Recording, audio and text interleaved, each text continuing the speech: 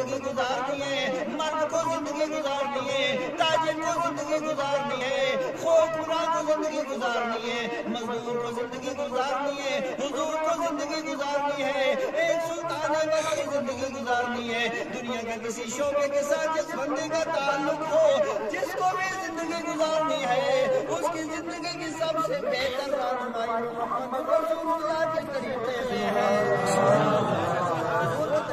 سب سے بہتر زندگی آپ اگر اس کے اوپر تشریح کرو بہت ٹائم لگ جائے گا۔ حضور کا طریقہ بہت اچھا، اور میرا رب فرماتا ہے لَقَدْ كَانَ لَكُمْ فِي رَسُولِ اللَّهِ أُسْوَةٌ حَسَنَةٌ۔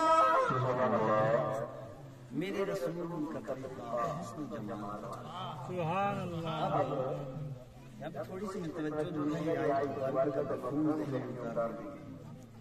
ایک انسان کی گردن اور ایک انسان کا دل، دونوں کے اندر فرق ہے۔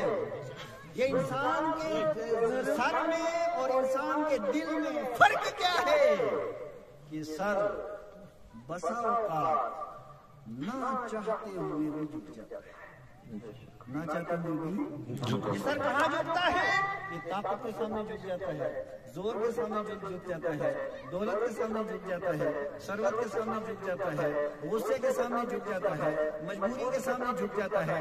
یہ ہم نے دیکھا کہ لوگوں کو مجبور ہو کر کے جھکتے ہوئے بھی دیکھا ہے، اور دولت اور ثروت کے سامنے بھی جھکتے ہوئے دیکھا ہے، روب و دبدبہ کے سامنے بھی جھکتے ہوئے دیکھا ہے، کیونکہ سر کی مجبوری ہوتی ہے، یہ سر جھک جاتا ہے، لیکن دل یہ تو بڑا اڑیل، اور دل اتنا زیادہ اڑیل کیوں؟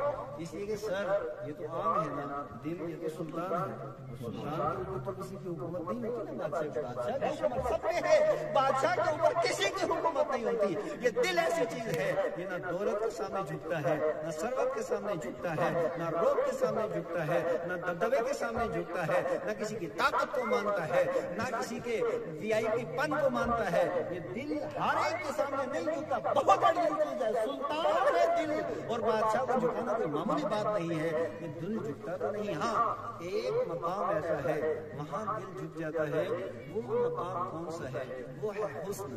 یہ دل ہمیشہ جھکتا ہے حسن کے سامنے، اور میرا رب فرماتا ہے لَقَدْ كَانَ لَكُمْ فِي رَسُولِ اللَّهِ أُسْوَةٌ حَسَنَةٌ۔ او لوگو، میرے مصطفیٰ کریم علیہ السلام کی ذات بھی حسن والی، بات بھی حسن والی۔